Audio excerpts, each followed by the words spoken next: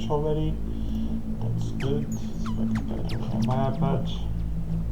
PWP, Haujobb, Koherent, slow, standing kids, backing up, retro AC, damage, SMFX, Madlock kept his dogs next door.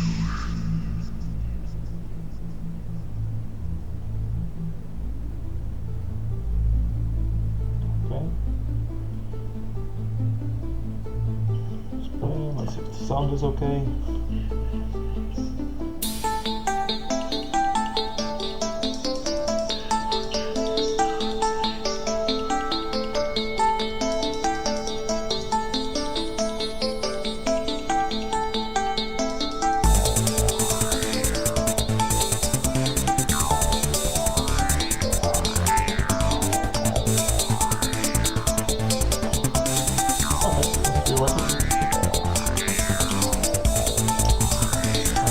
Guests in. Well, let me go online.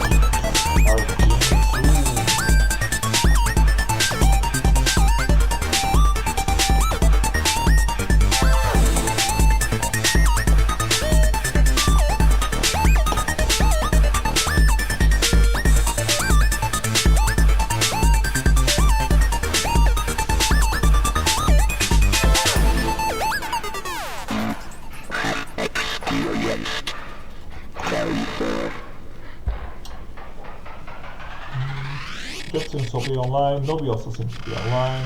It is also ready.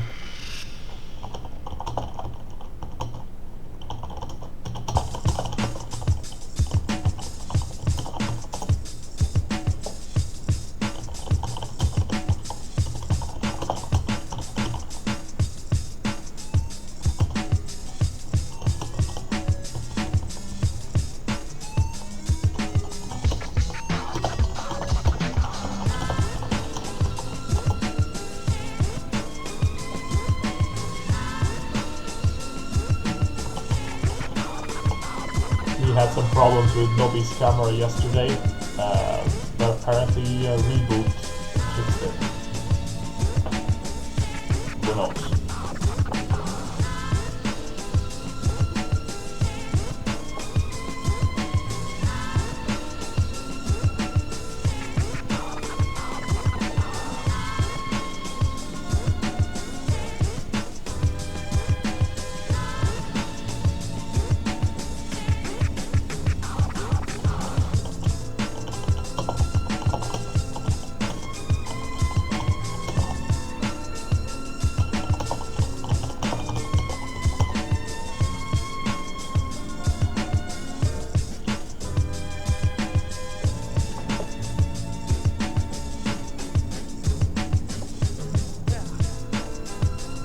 Apparently there's a scene set show going on as well, or about to start, which sucks, but well, it is what it is. It's cool that there are so many Demoscene activities that they manage to even happen at the same time, so that's good.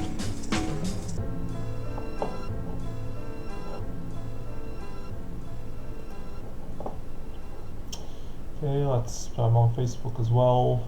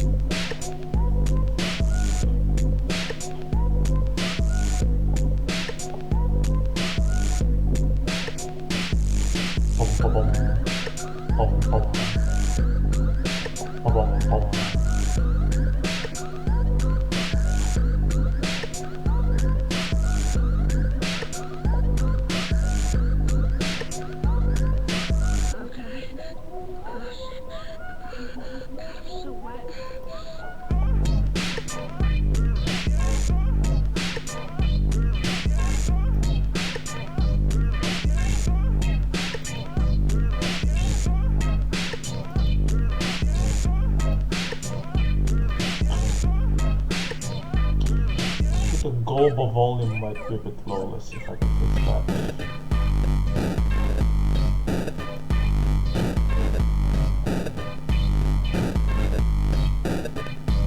This is the virtual input.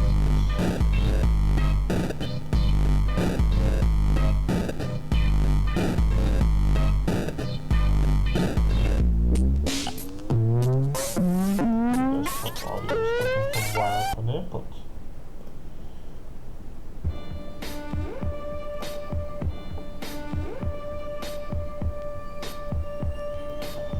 This should make it louder. I hope so, at least.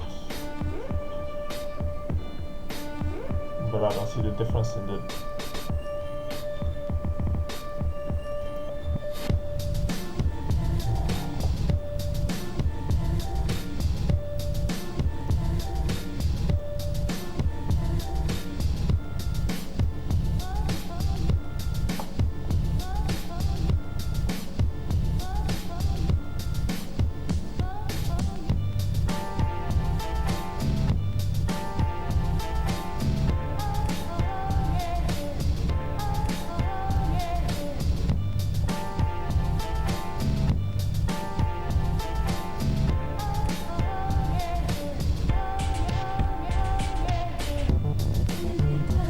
Well, I hope it's loud enough. I know my voice is louder than the desktop audio at least.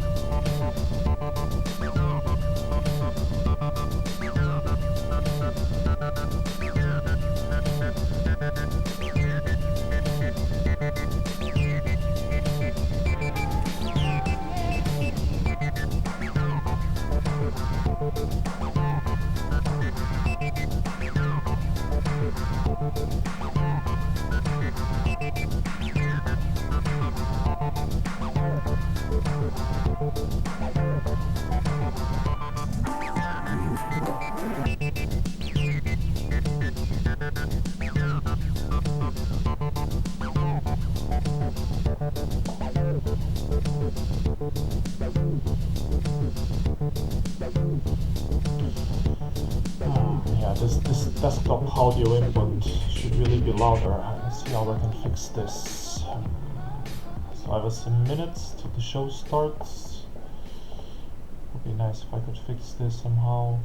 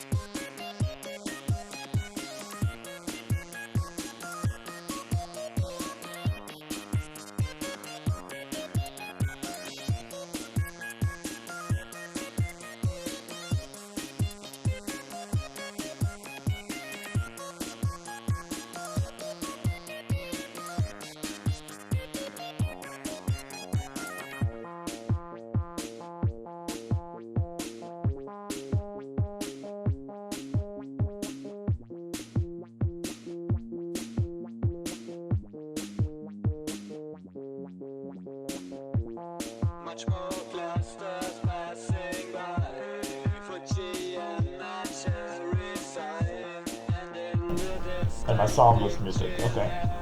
So I was just saying hi to Nikki, Mast, and Daston. Welcome to the stream. And the link I just posted on Twitch is the link to this demo, just called Beams. It was released in 2001, I believe. Or 2003, yeah. Then the final version in 2005.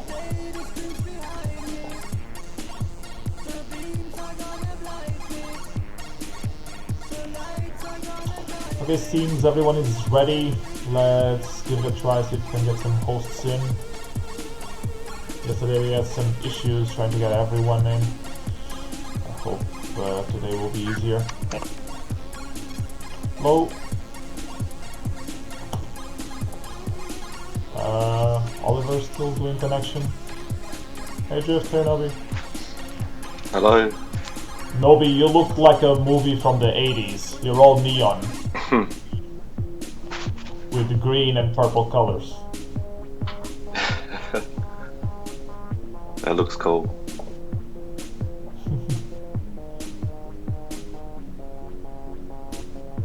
And either he doesn't hear us or he can't speak.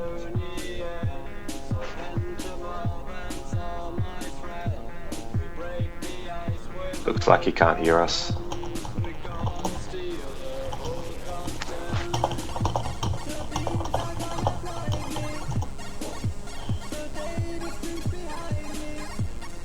I'm gonna ask Oliver to try to connect from the web client.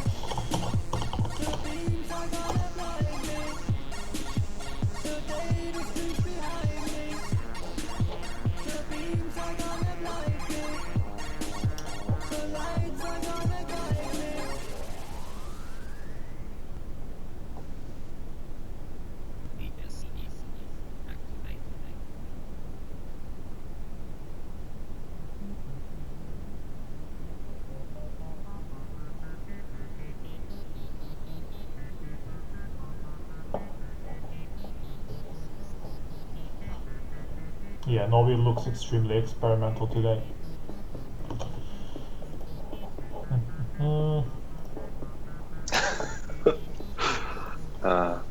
We already have 7 viewers. The show is only supposed to start at 9, so there's still 20 minutes left to go. We will just play some demos meanwhile. If anyone has any specific requests, by all means, we will love to play it while we wait for the show to start.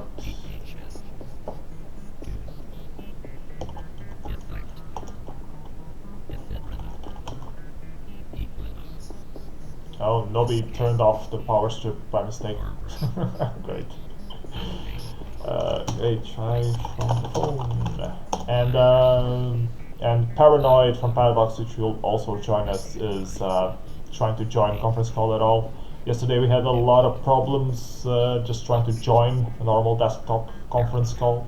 By some reason Skype was just messing with us.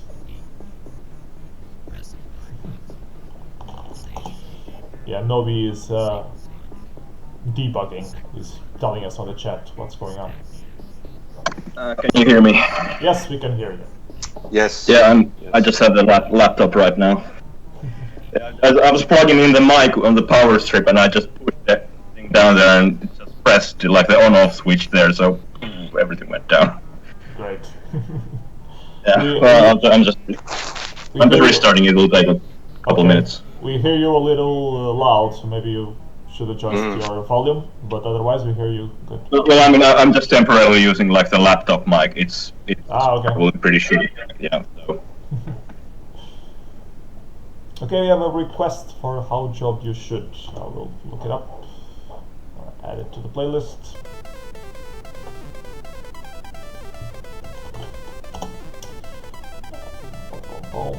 The final version, I guess.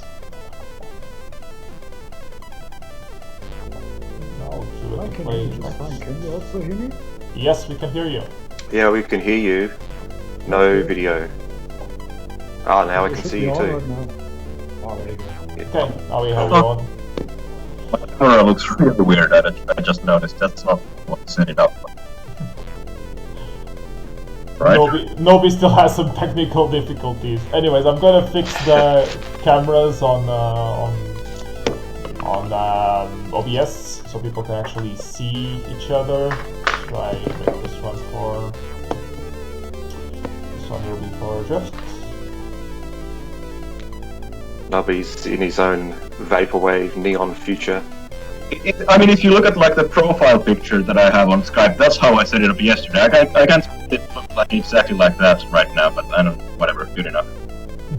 I mean, it's sort of the same as my demo making philosophy. If you can't make it look good, just make it look like weird and wacky and whatever.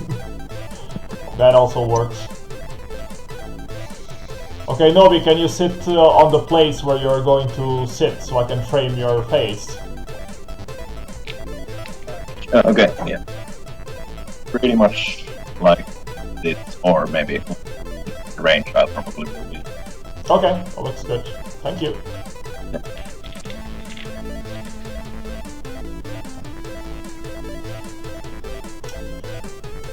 Last but not least, we have Paranoid.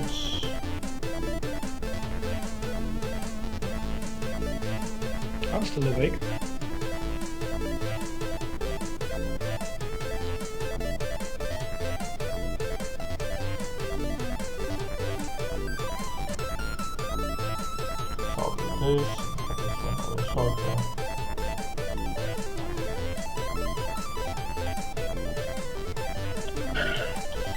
Okay, I think we have everyone framed on the video. We are ready to start and we still have 15 minutes to go. So if there's any problems with the audio, people on the stream, please let us know. I think I'm a bit too loud comparing to the other guys. Can you guys speak a little bit, I guess by order? Drift, can you go first? Can you say hello to everyone? And... Yes, hello everybody. Okay, we have the volumes alright. What about you, Noby? Do you have a final mic setup already? I'm gonna guess that's a no. What about you, Paranoid? Did you just ask me something? Yeah, I asked you if you already have the mic set up, the final mic. No, just 1 minute. Computer just restarted. I'm just starting up Skype, so. Okay, what about you, Paranoid? Can you speak a little for us? I can speak a little for you if you want me to. Okay, thank you. So people in the chat, if one of us is too low or too high, please let us know so we can adjust. Yeah, that's it. Otherwise, we still have 15 minutes to go. Let's just enjoy some demos. Watch everything. Come again? You post the watch to Twitter link where the demo file is. No, you're hard to understand because the sound keeps chopping off, Noby. Okay, well, okay. Well, I'll turn the mic off. In the 80s, microphones didn't work very well. Hey, the machines that I program usually come from the 80s. So that explains why all the colors on the old machines are weird. So Paranoid, tell me a little bit about yourself, because I don't know you very well. You're active Atari scener? Are you active on other scenes as well? Or just Atari? No, I reduced myself basically to sorry. I've been at a few PC parties, mainly at the Outline and Evoke and some other minor PC or regular Demoscene gatherings. But I'm active only on the Atari scene. And the Atari scene, you probably know this, is sort of split up between 8-bit and 16-bit, and there's fairly little interchange, and I'm restricted to 16-bit actually. Okay. And now how long are you in the scene now? Like when did you start? Oh, I think I started in 1998, 1999 around. Holy fuck, pretty that's a long time ago. Yes, I'm growing old. So probably the oldest scener here. Drift, when did you start? Well, I started on Commodore 64, it would have been early 90s, but I don't have any releases from then. The first releases I did was on Amiga, so that was 93, 94, yeah. Okay, cool. I'm hearing some feedback, I think it was from Noby. Noby's feedback delay, he's doing a dub mix of our audio. Must be the most complicated way of producing an echo. Can you hear me now, by the way? Yes, we can. Yes. Perfect. Okay, good. Right in time. So Noby, I was asking the other guys when did they start in the scene, so you are the only one left, so when did you start in the scene? Well, one thing I should probably mention, I was born in 1992, So that's probably around the time you So started in the scene. yeah, there are people here who started the demo scene while you were literally being born. Yeah, I started maybe kind of I kind of got into it in 2006 when I think I first saw like Second Reality and a lot of old DOS demos, and that's when I was I had started making tracker music by then, and then I think in 2007 I think I saw Life Force, and that's really sparked my interest. And I visited Assembly for the first time in 2008, and just I was just making music back then, and then just 2010, 11, and so forth, I started actually participating in actual demos. Okay, cool. So around those, yeah. Well, I'd say I've been somewhat involved with the scene 10 years soon. Yeah. I started in '97, so I'm middle ground between you and the old schoolers. Yeah. Yeah, well, actually, I was inactive for almost 20 years because I stopped in '95 and started again in 2014. So, yeah, I don't really have that much combined years. Was it only 2014? I remembered you had some releases in 2013 or something. Maybe it was 2013.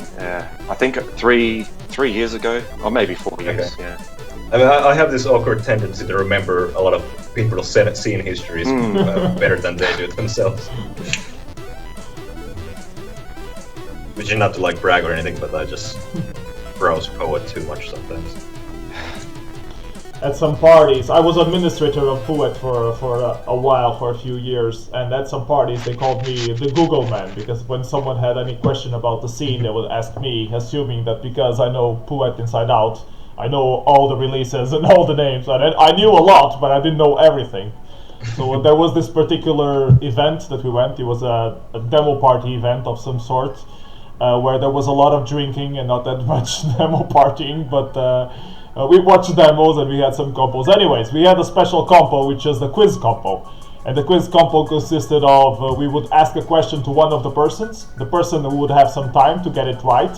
If they didn't get it right, they would have to drink a shot, and then I would have to answer the question. And if I got it wrong, I would also have to drink a shot. So I was like the backup for everyone.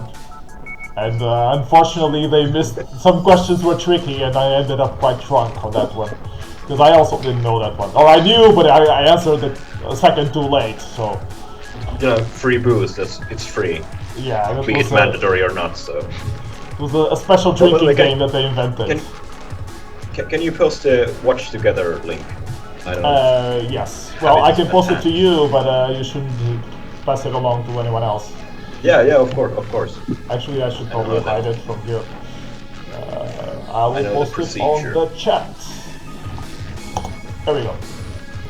Yeah, thanks. I will maximize this again. Boom.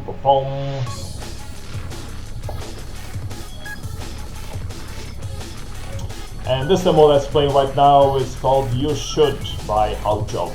It's an invitation to one of the Epoch demo parties, I believe. P.S. Your audio is kind of dropping out. I can hear only like every other syllable or so. Really? Well, there's not much I can do about that. Well, now it sounds fine. It's just for a minute there it was kind of fluctuating. Okay, let's hope it doesn't happen very often. Yeah. Okay, still have 10 minutes to go. I'm gonna get myself a beer, so I'll be right back.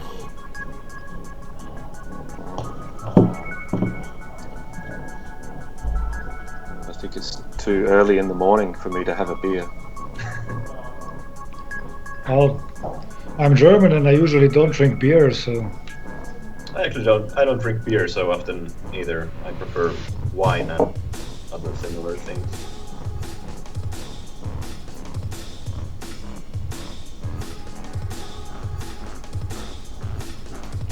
I've seen PS was browsing through some Falcon demos. before he actually started the conference call. So I'm wondering whether he's going to go into details about some of the Falcon demos. I don't mind at all. It would be interesting. I guess, by the way, very good. Sorry, I was just going to say this credits greetings list is very cool. The way that was done. Yeah. It's a very good idea, but I don't like how it like suddenly stops, comes to a halt. It makes it look cheap, but the idea is very good. Implementation is just a bit lacking.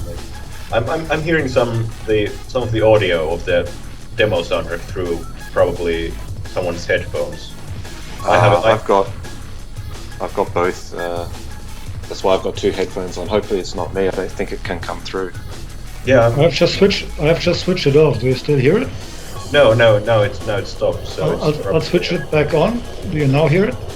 Yeah. Do you have it on the headphones, or is it on like a speaker, or how are you playing it back? Well, I'm actually on Skype through my mobile phone, so I run the computer next to that, but I can turn down the audio a lot. So can you hear the echo now? Yeah. No, now I can't hear it, so that's probably... Okay, very good. Yeah. Now I can live with that very well. That's all right. That works out good. Yeah, it's a bit hard. I've got two computers as well, but that's why I've got two headphones on. I was quite happy because I found that Skype has a web service now, but it can't connect the video, so it's useless for this. It's helpful. Yeah, indeed. It's probably a good idea to keep the demo volume pretty low so that you can make it out, but so that mostly what you're listening is like the other people in the stream. Exactly.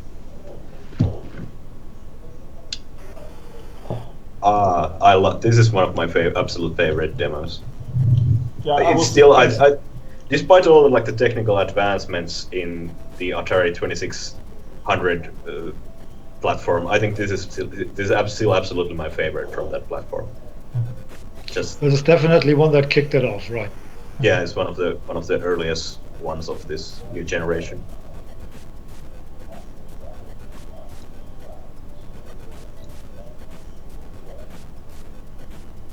The experimental Finnish scene. Yeah, I've been doing a lot of stuff with Visu recently, and this is just one of the best demos he has done. One of his first, also actually. Yeah, I'm not very familiar with Atari platforms. I had Atari 2600 when I was very young, like maybe when I was 8 years old, but I never, knew how to code. I'm not sure what's technically possible, but it looks interesting to me. The thing that impresses me, it's technically, they're technically better demos, but this is just aesthetically so pleasing. The soundtrack is just amazing, and I love how it looks visually. Just mostly gray with this like small splotches of color here and there. Just very, very consistent and really enjoyable. I'd enjoy this be it on any platform, but it being on a 40-year-old platform just makes it all the better.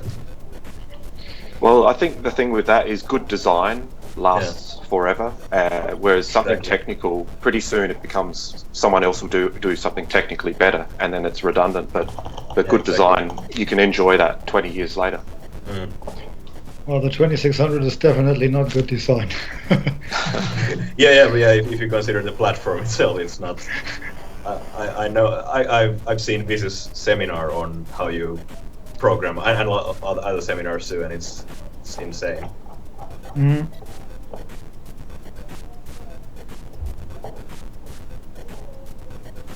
Even more crazy than the graphic side, the sound chip is just like it's just designed to play sound effects, and you need to use that to construct it. Exactly, sound effects, not music. Yeah. Gilmar did an amazing job with this one, and of course, Visnut with the quote-unquote speech synthesis. We hear some noises that's close enough to speech. Yeah, you need the text scrolling by to just help just a little bit.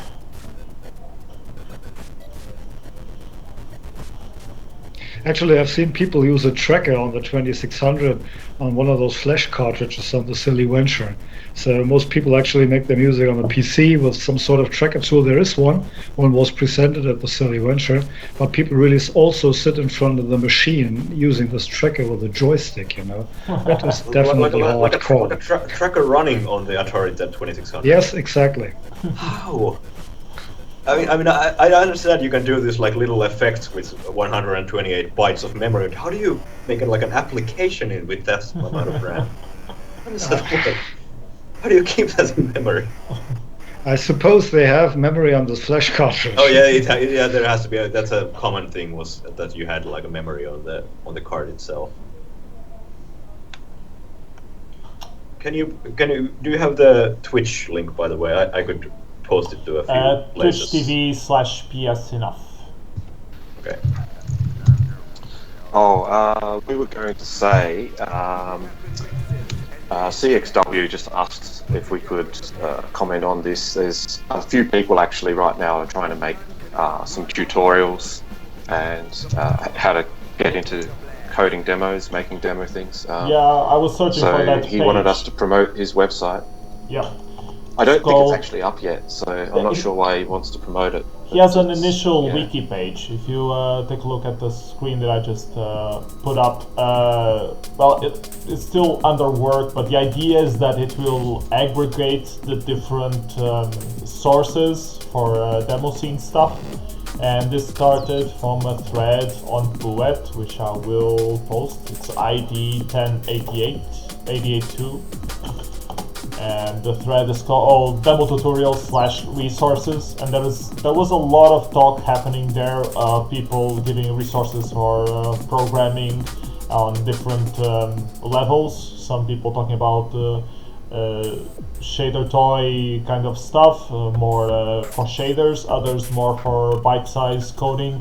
There's a great site also called, is it sizecoding.org?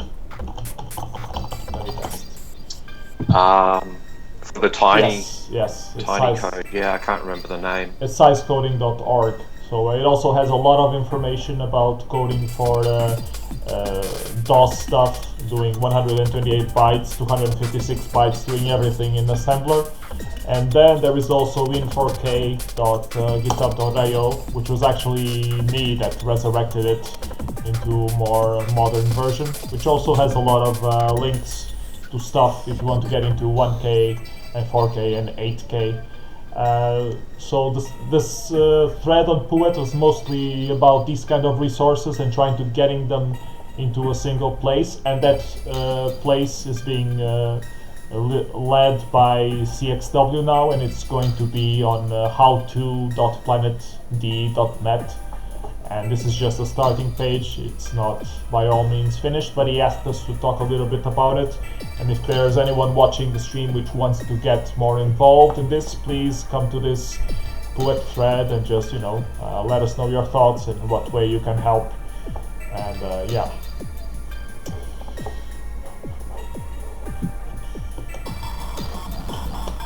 Are there any other Demoscene views that we would like to talk about?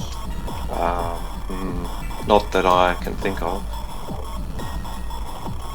People are asking for links, or Jay is asking for links, and I'll post them right here. And on this thread, on the Puet thread, you can find the links for all of the things that I mentioned.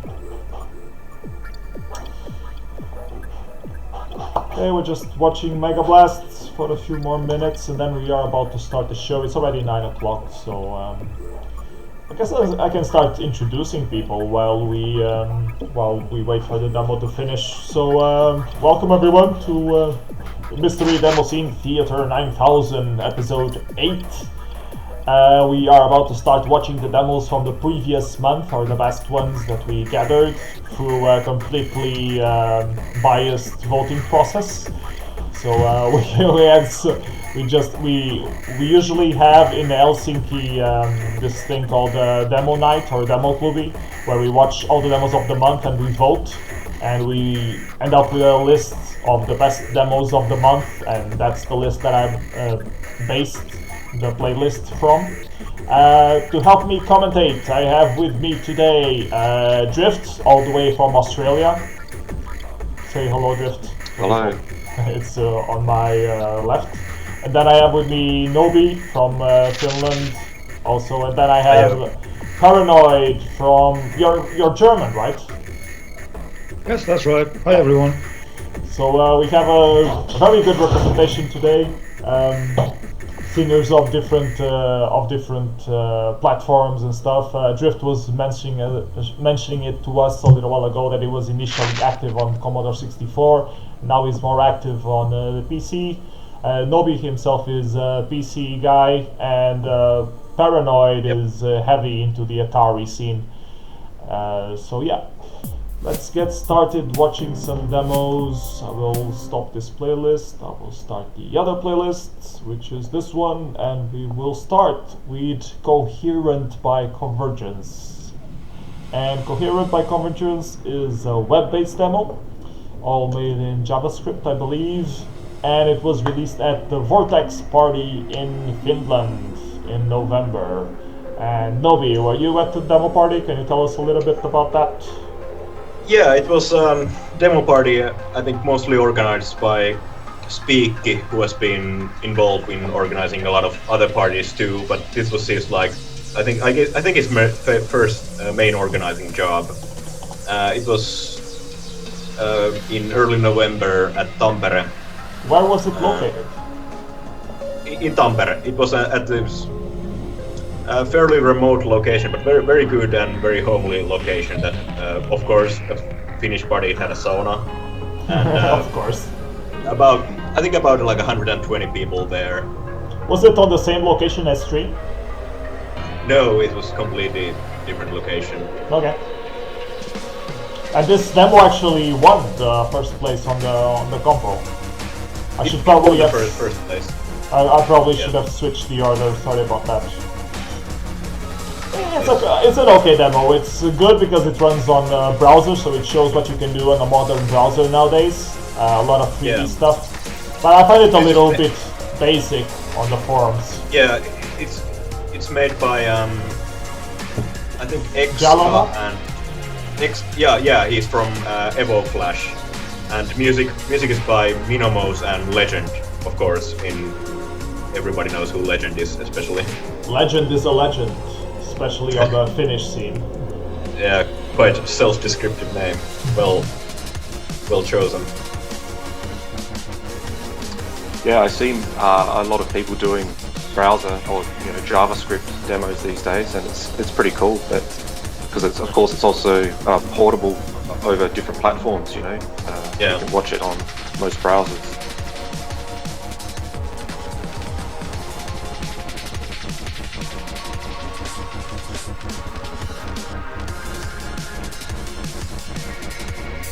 Yeah, I think the best aspect of this demo is the music itself. The visuals are okay, but they're nothing like overwhelmingly new. I think the visuals and music fit together very well in the sense that it's nothing special but enjoyable to look at for a couple times maybe. I like some of the camera movement in the tunnel segment. It's nice how it shifts around a bit.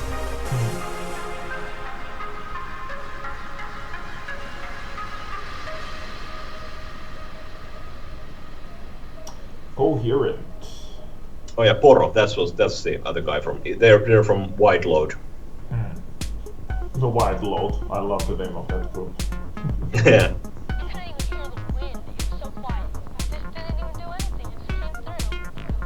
Oh, this is great. And Yugi. this one is Yugi by is, Yugi. Yeah. It's actually called like a teaser, so it's not a full demo. It's quite short. I think it only has 1 or 2 effects. But it looks and sounds very good. Yeah, Yugi I think posted some preview clips of the full thing on Facebook. I saw something and it looked pretty good. But even a lot better than this. If this is the teaser, I can't wait to see the final result, the whole demo, because this is really cool. I love it. This is of course made in Unity and with very little coding, but I mean Yugi, he's a visual designer and a musician, so give the guy a break. Yeah, he focuses on direction, and you know, the engines already exist. Why should you focus so much on developing a new engine when you already have so many available? Exactly. And this next demo, it's called Lucy, and it's by Ivory Labs, I believe. Yeah, made Correct me in if I'm like wrong. I think Branch made it in 2 hours. He had a lot bigger demo originally planned, but he didn't have time to finish it at all, so he's just made this filler quickly, and it turned out pretty good. It's Yeah, basically a showcase. It's also made in Unity, but it has his own global illumination implementation. This is just basically a showcase of that global illumination, and it is a very good global illumination. Yeah, it looks pretty Yeah, good. the lighting is excellent. Yeah. And it very manages to simple be example, really but- scary, like the Yeah. Lucy is supposed to be, so I guess it makes sense.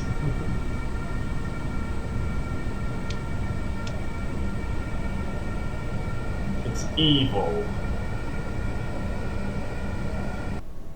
Good old pole stretch providing dark ambient for all needs. It's Ah, very that pole short. stretch. Huh.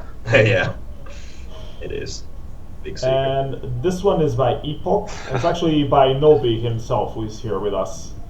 Yes, I made this by myself in about 2 days without sleeping and eating again from a lot of material I had lying around and just tried to make something cohesive, and it turned out pretty good. Can you tell us the story about the text itself? I know it's taken from a documentary. It's taken from Sans Soleil by Chris Marker. It's a documentary in 1983. It's sort of a video essay.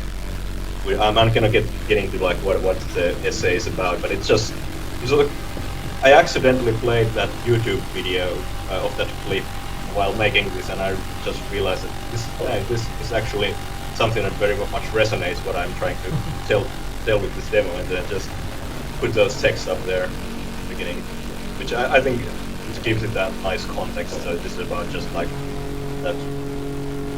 Try to give a chance to all kinds of art, even if it's not your thing. Try to appreciate. Of course, the demo itself is just like noise stuff, but Noise that's the glitch. thing. Yeah, try to adjust yourself into it. It doesn't have any deeper meaning than that. Yeah, there's more going on than just noise though. You actually have some quite nice rendering. The scene which is being, glitched up, but you've got some nice depth of field and Yeah, interesting. It does have. It's not very advanced, but it's just good enough to sort of look good and can just fuck the whole thing up.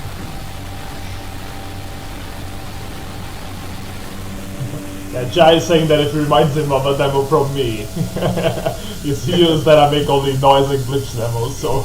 Yeah, your demos have been somewhat of an inspiration to me. Few of them at least. But with more color, yeah, I agree. Noby has more colors than I do. I wouldn't do that green that he does. See that yellow? That's a color right there.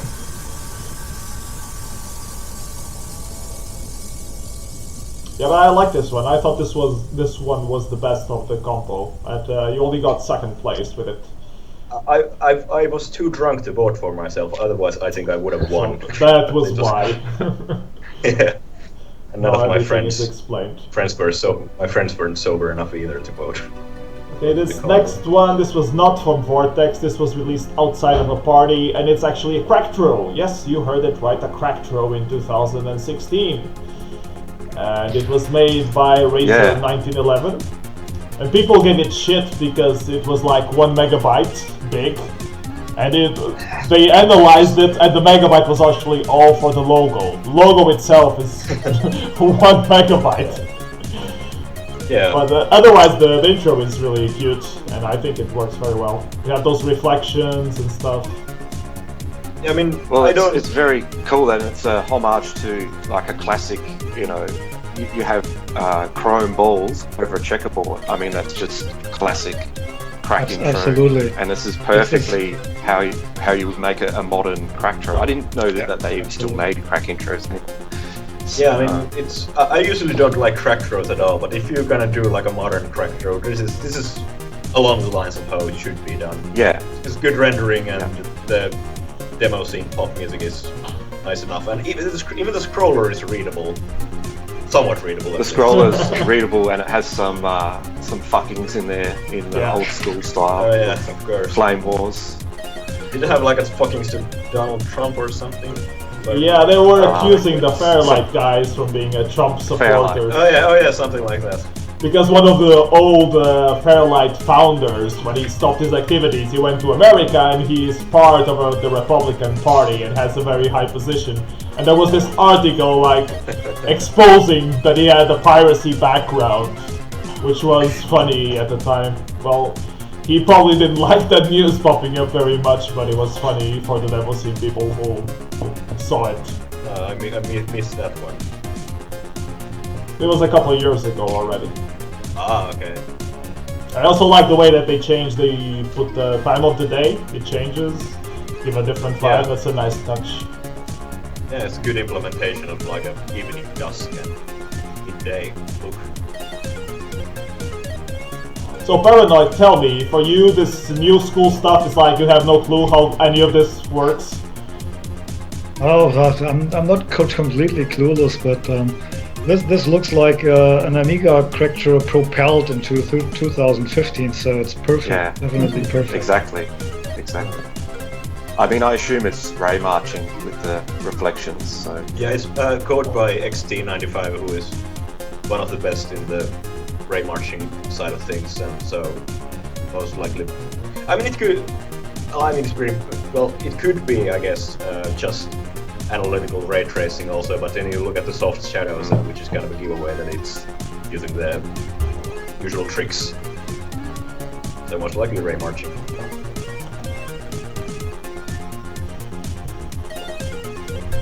Music sounds very familiar too, but I can't quite put it. I'm not sure if this is like a Original specifically for cover? this, yeah. Okay, this next entry, I believe it's already from Syntax Party. yes, it is, and this is by Mudlord. This is cool. It's a little bit colorish, as you might say. I think he's still sort of working on his design skills, but it's interesting. Actually, an interesting fact about this, he writes his own packer. So normally people use Sprinkler or Crunchy, and he's actually written his own compressor, which is like not many people can do that. Which it's quite cool. Yeah, The music is good in this one.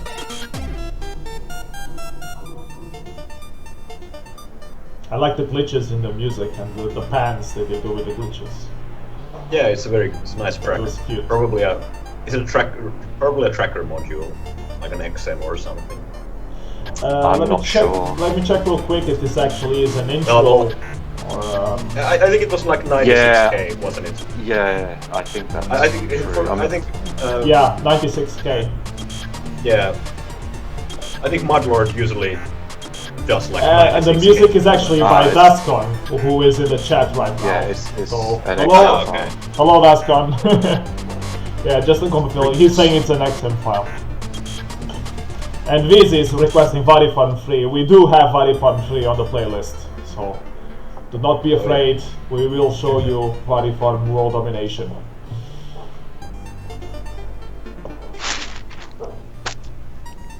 So, Drift, can you tell us a little more about Syntax Party itself? Like, where is it held? For how many years? Syntax that kind of is held in Melbourne, Australia, of course, and it was their 10th anniversary this year, which is, it's not the longest running party, but that's a pretty long time. I think you can also talk about your own intro if you'd like.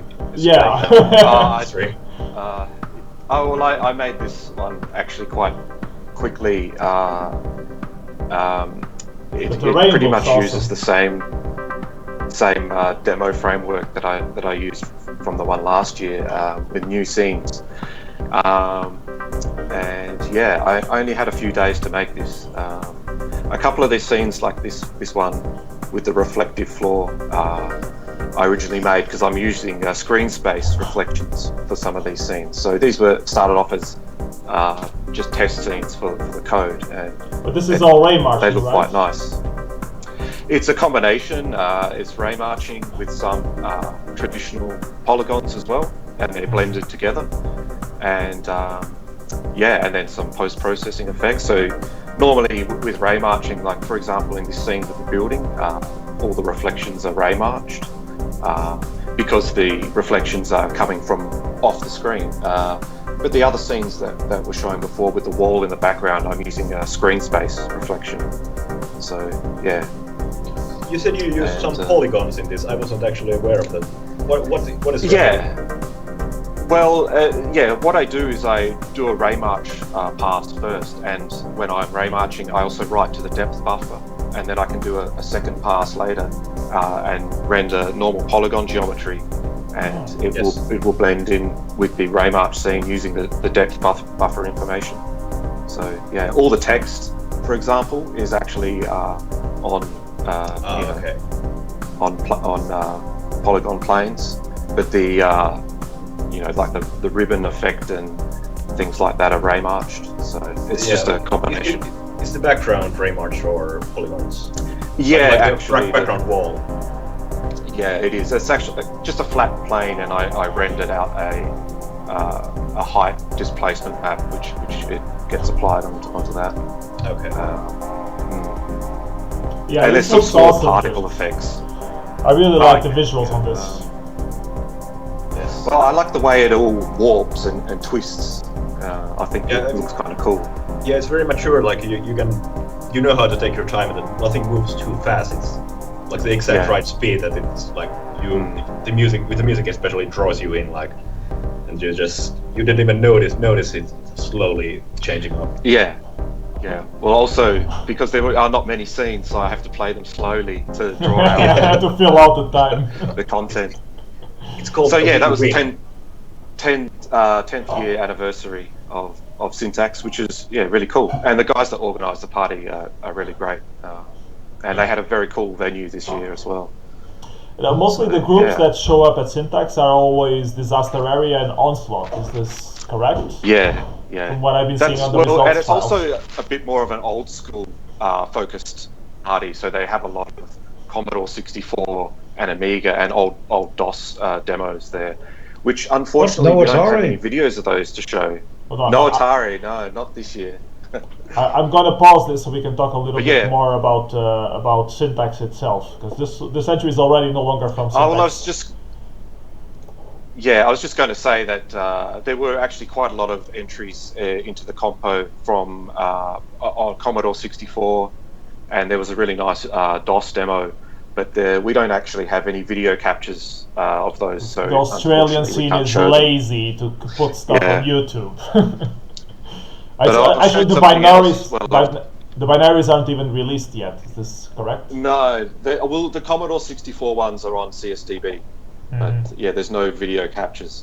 But they gave me actually this. I have this on loan. Is the trophy that they have every year.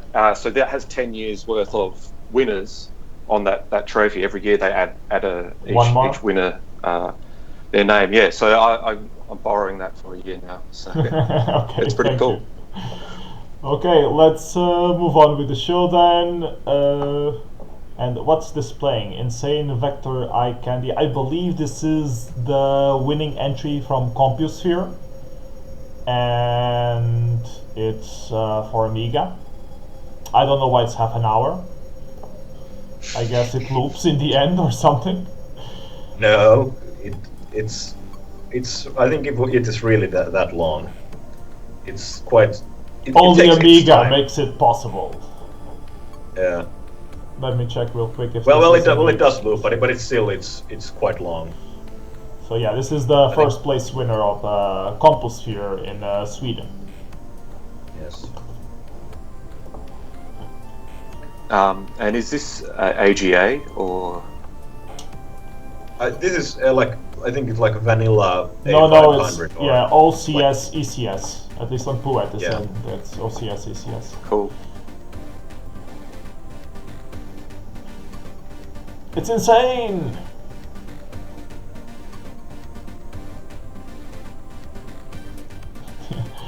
Dascon is saying that he won't last 40 minutes, that he needs to pee.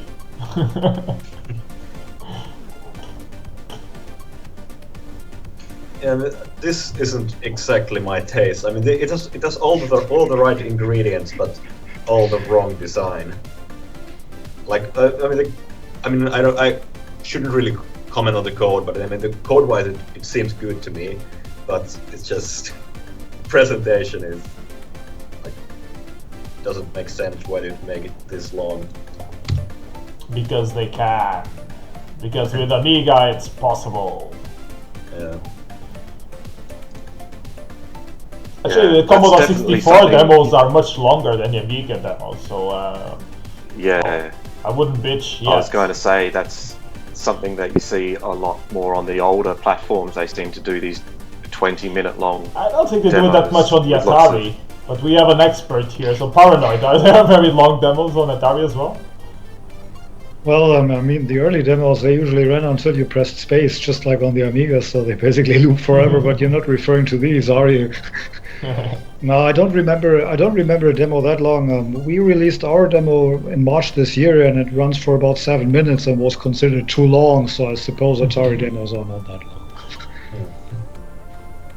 I remember it being some longer Atari demos. Wasn't I mean, what's the winner of Outline 2009? I think Super Code or something. Super Code 2. Let me look it up. Outline. I remember it was Outline 2009. I remember the name exactly. Outline 2009. The winner was Sure Trip 2 by Checkpoint. Okay. Yeah, that is one of the longer demos, that's right, but I doubt that it runs longer than a quarter of an hour. Yeah, but I mean, still, 15 minutes is still very long. But I mean, of course, it's not no half hour. SCC3 on the chat is asking if this is the teaser for the full demo. Yeah, that was a common phrase and early 90s, right? That after the demo he said, this was the intro, now comes the main part. Yeah. And then he actually had the credits. The music is pretty fun in this demo, though. It's like classic stuff for the 25 years ago. Classic Amiga. Yeah, it definitely feels old school, like this could have been released in the early 90s. It has that feeling. And it's all about those samples.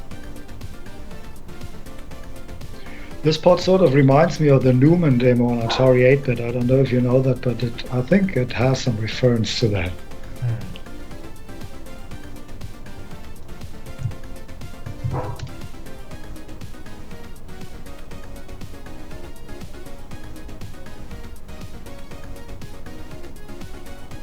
Well, I guess we will have to skip something of this eventually, so I'm gonna skip a little while now.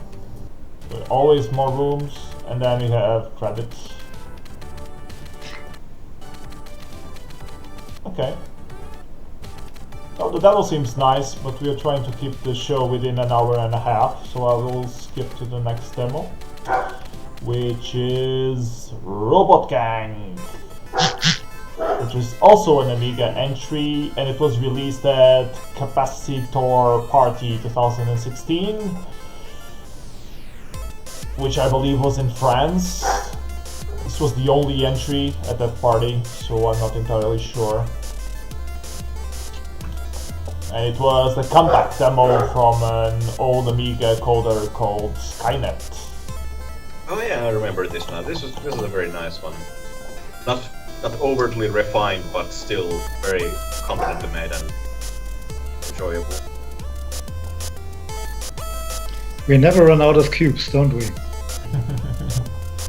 Cubes in the demo scene, that's one of the first things, you know. When you are in doubt what effect you should do next, put cubes in it. And then when you're tired with cubes, you can do a tunnel effect. And if you really want to go crazy, you do a tunnel effect with cubes. And then it's pure insanity. honestly, I can't even tell if those are cubes or just some weird. Oh, this one just looks for like for all I can sprites, see, yeah. they could just be like billboard sprites or something. Yeah, here, yeah. And in the prior effect, it also looked like small sprites, not really cubes.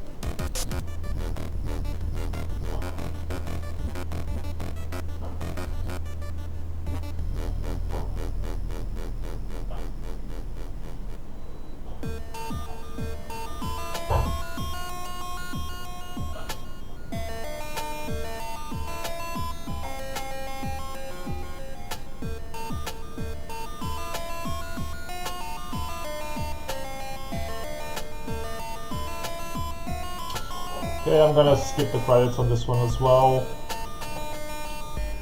Yeah, keep going almost. So next demo we have an all-time favorite that people were already requesting on the chat. It's from the Ren. Can I pause this for a second? I mean, some pretext what this is. This is a demo released at our little Christmas get-together. We have been holding a demo combo every year just for fun, and this was basically the anonymous winner of the combo, just basically getting the maximum amount of votes for everyone. Yeah. And I heard Anonymous. a rumor that the party place was right there in your room. Right here. Yeah, this. That's about all I probably should say, and just Yeah. Yeah, you don't want to incriminate yourself in front of your neighbors. So. Yeah. So this is. Oh, I have to put this aspect ratio properly. There we go. Oh yeah, and indeed the file size is 1 gigabyte uncompressed. Oh yeah. Which is sort of part of the fun, I think. It allows for faster loading times. Pre-calculate everything. Of course, in Ekspert fashion, made in Unreal Engine 4. On the Atari scene, pre-calculating is called French real-time. Makes it sound really fancy. And this music, is it by Bomb Funk MCs or is it like a mix? Can you know anything about it? The Variform soundtrack mixed with Bomb Funk MCs. Okay. Super electronic, I think, something like that. From the I underground. like these latest demos from Ekspert. This scene is great. It's too good. I'm curious if Curly Braves and LB, what they thought about this entry. If it really made I think justice Curly to the commented on Variform. it. He liked it. Little Bichard also tweeted about it. I think he especially liked the dancers. And I also love the touch that it also mixes live force into the whole thing. Yeah, I hear the piano. Yeah. And of course, like the start scene and all that. And then So it's a very assembly demo. yeah, it is actually. I like these demos. I mean, it's a fun demo. It's obviously meant to be fun. You can't take it too seriously. Yeah, but there's still quite a lot of work has been put into this. These scenes recreating some scenes from the ASD demos is quite cool. Yeah, I mean, the creator, this is made by one guy, and it took him 2 months to make this, actually. So he 2 months on a joke demo. That's dedication for he you. did put a lot of effort into this. I think the original Variform shouldn't have taken 2 months, so he probably put more effort into Variform 3 than Variform 1. Yeah, I think Kurli has said something like that. It was just a quick demo that was just not much effort put into it. But yeah, I mean, some people get very angry about these Ekspert demos, and I think, well, you know, why are you upset about this? You need to have some fun sometimes, you know? Not everything is serious all the time.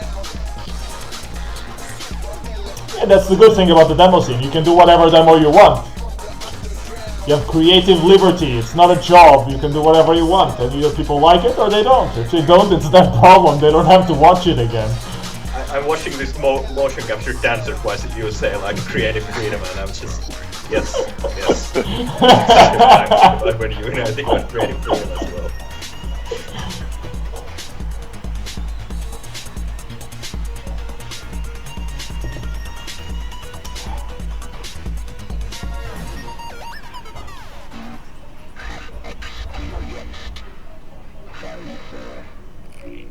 Three.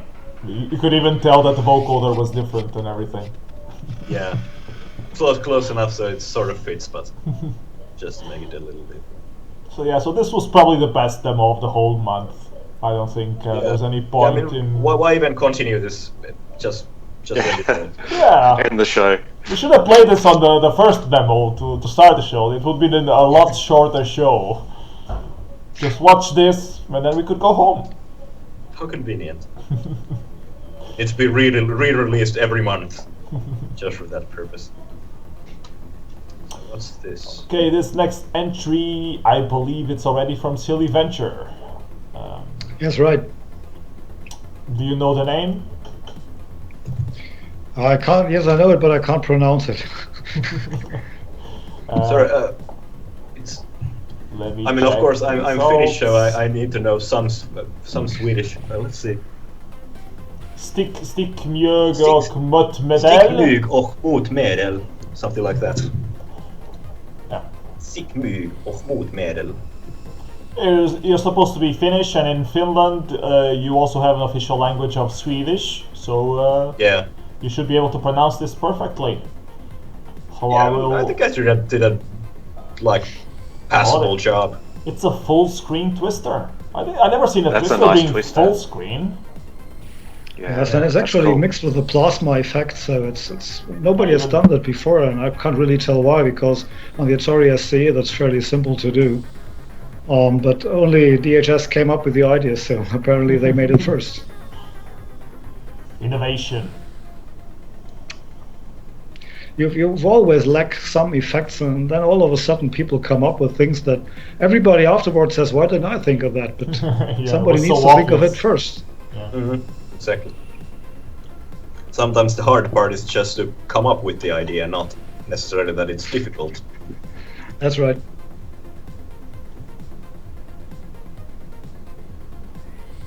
Well, this is an invitation for the DHS Summer Hack Party, which takes place in Sweden, I think, for the past 5 years now, and it has gotten very popular among the Atari scene, because people are there really creative and constructive, and there's like 20 people, but you usually have 1 or 2 bigger releases on this party, so they're very, very creative and very productive on this little party, and it is also famous for its atmosphere. Unfortunately, I never had the time to go there, but it keeps being talked about every year how great it is, and that is very friendly and cozy and familiar.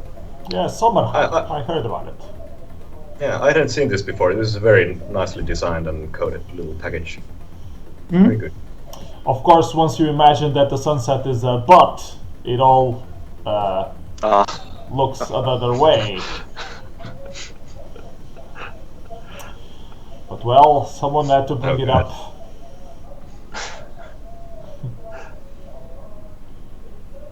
That's a nice little invitation.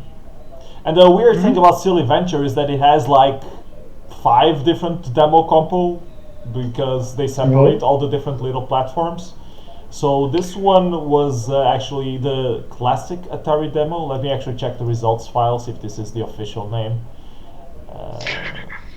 They have like 50 categories, so It's a bit ridiculous if you ask me, but well, it's their party. They can do whatever compos they want. So this was the Atari ST/STE demo compo.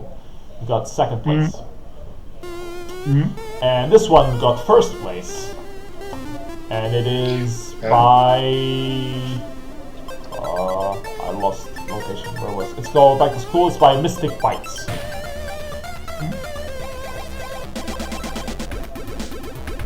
Nice green space reflections. well, you can't do anything else but screen space on an ST. Yes, this is a very old-schooly homage to the early Atari ST and likewise Amiga 500 demos. And the Atari scene has always been criticized for not putting enough emphasis on the design, in the early days. So apparently Mystic Bytes tries to cover up for that by putting some Amiga-ish design into this ST demo. Does look very good.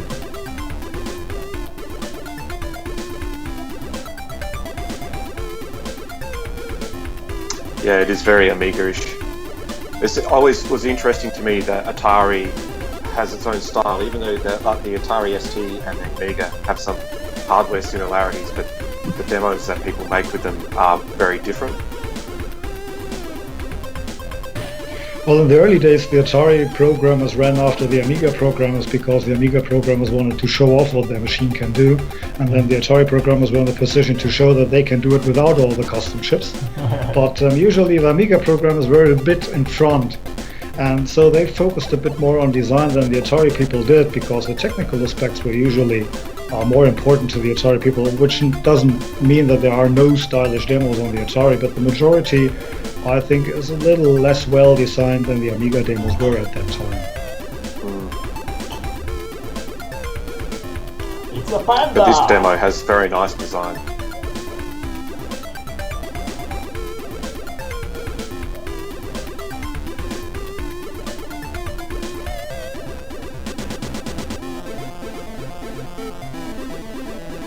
Lots of filled polygons. Can you answer me a technical question? Is the reflection on the bottom really rendering twice, or is it just like a memory glitch that's being repointed? No, it's actually not a glitch, but I suppose it's vertical overscan. So the ST actually shows more lines than it is intended to, and I think it's merely copying the frame buffer. I think too, because earlier when it was showing like the wireframe things, there were like it seemed that it was just skipping some of the lines, so it just had like a little aliasing and so on. So most likely in that case, YouTube is your friend and softens the effect. Then again, so do analog video outputs, so that helps too. Yes, right, absolutely. Yeah, some people are mentioning in chat that the reflection isn't actually reflecting; it's not inverted. Yeah, no, it's not. Yeah, obviously.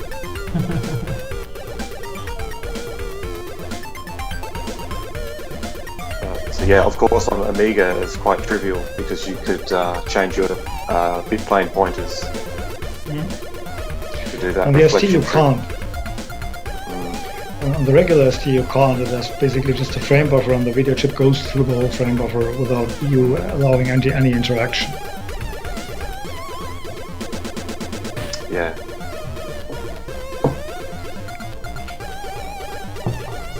Okay, this was a nice little demo by Mystic Bytes. Yeah. Let's see what we have coming up next. Probably also from Silly Venture, but another compo. Oh, it's Prozac. Prozac Dream by Lamers, I believe. This first scene is really good.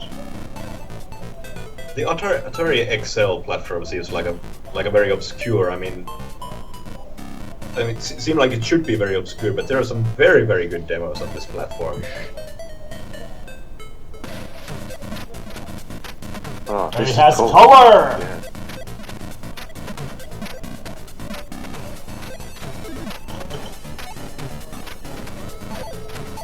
Okay, this The one palette was... of the Atari 8-bit is not very balanced, so yes, you can have a lot of colors, but the palette is really not really good for, photorealistic graphics. Yeah, it has a lot of colors, but a lot of really bright, saturated hues and stuff like that. Absolutely. So this one was second place on the Atari XL XE demo combo. So the previous two entries were for the Atari ST, and this one is for the Atari XL.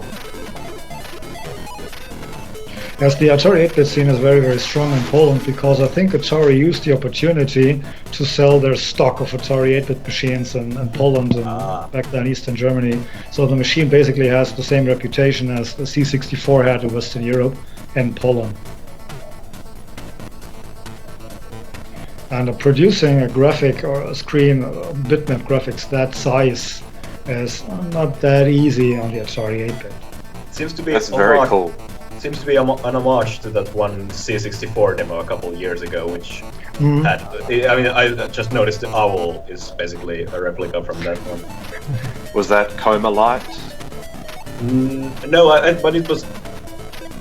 It We might are, have been. we it are was connected, I think. Yeah, it was by the Oxyron sensor design guys. I think from X14.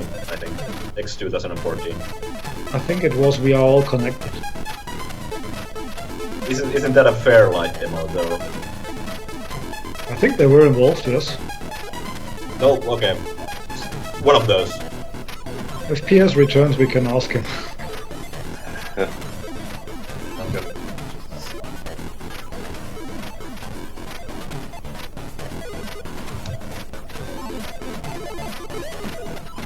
Yeah, I'm not very familiar with this hardware, but I like this demo. It looks very cool. Our lamers have always put a lot of focus on their design, and they're doing very, very well. They usually do.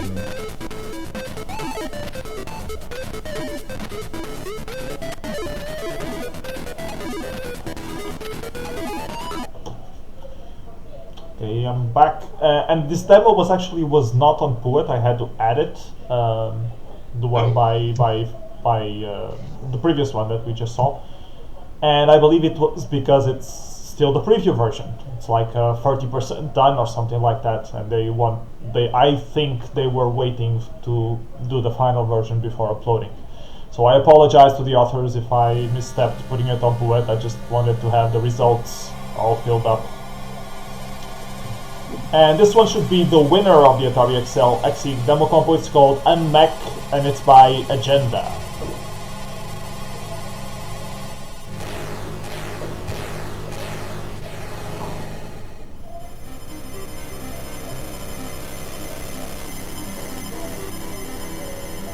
And I don't recall the Agenda group. Is it a Polish demo group? Yes, it is, and it is one of the most active in Atari 8-bit that's still active today, I think.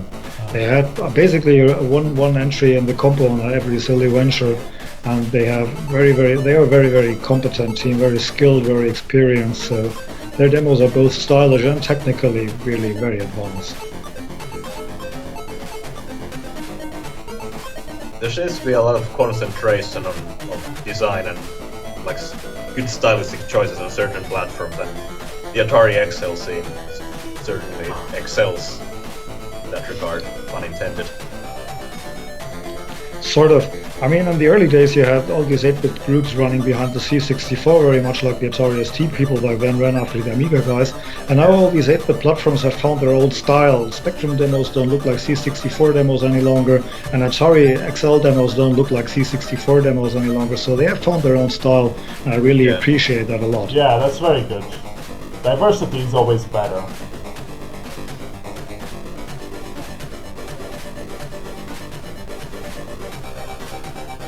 Oh, she's a robot! An Illuminati robot!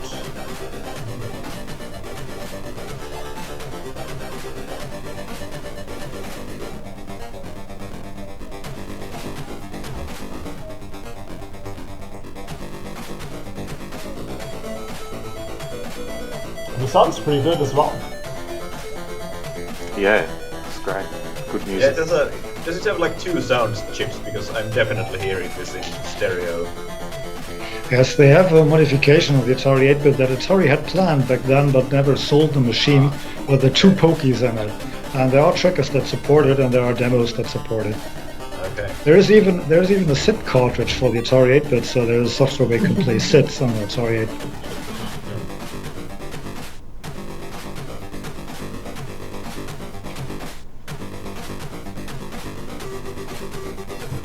Wolfenstein! Yeah. I mean, like I said, I don't know too much about this hardware, but this effect seems very impressive on an 8-bit machine. It's running nice frame rate too. Yep. There has been Wolfenstein engines with textured walls a couple of years ago, I think, and Ass Kicker by Shadows, that was the first one, but those were terribly slow, and I mean this was just sort of filled vector, but it was really fluent and very quick, and also covered basically all the screen, at least in widescreen, so that is definitely impressive.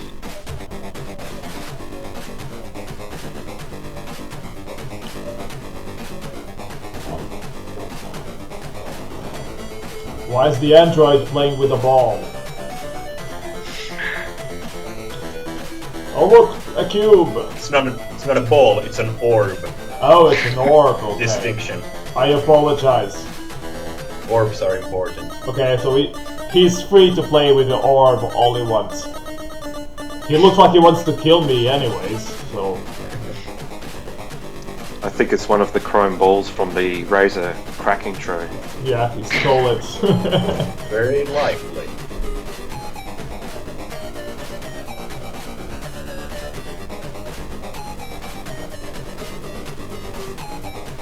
Nice graphics. Yeah. That's one of the things I miss with modern Windows demos. You don't have much hand-drawn artwork anymore.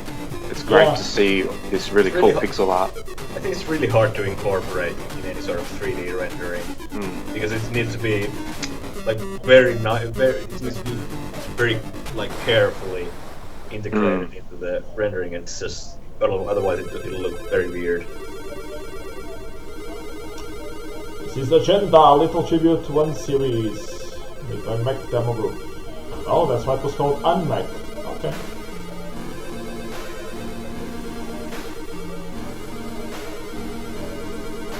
This was a pretty good demo. I like this one.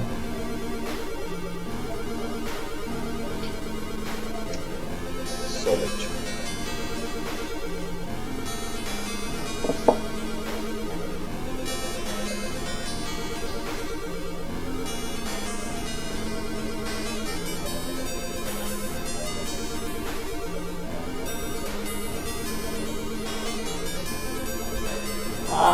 The end of Agenda.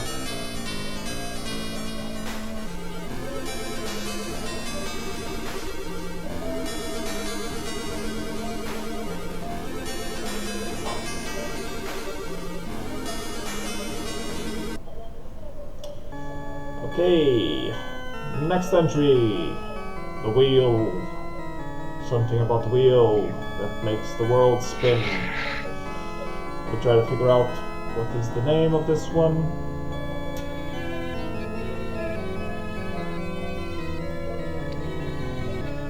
Could it be Polygon Discount, also from Lamers, but this time for the Atari Falcon, and I suppose this is the first Falcon production by Lamers.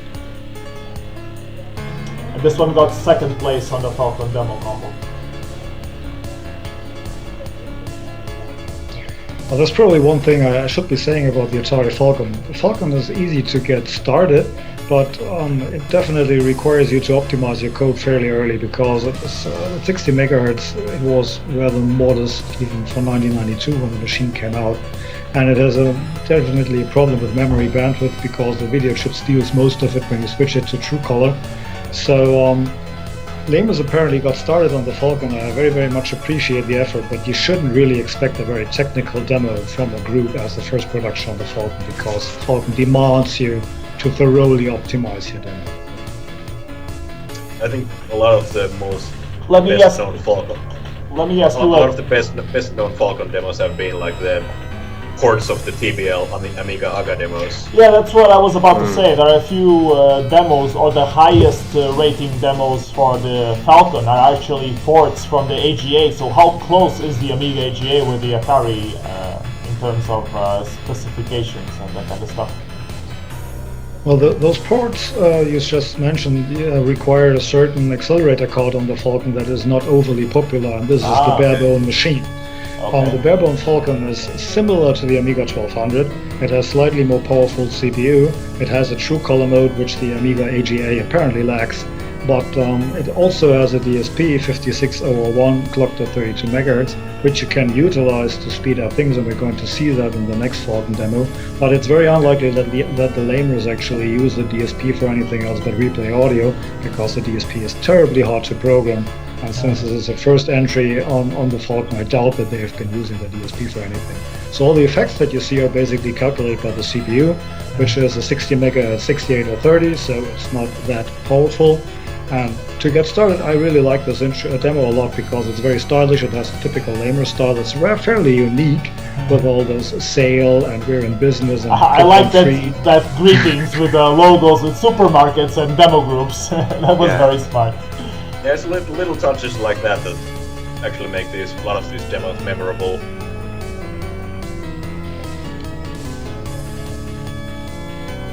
I mean, those are typical effects that you usually make when actually getting started on the Falcon. The texture map cubed already was fairly advanced, but those tile effects and blobs and this bump mapper, those are typical Falcon effects when you get started.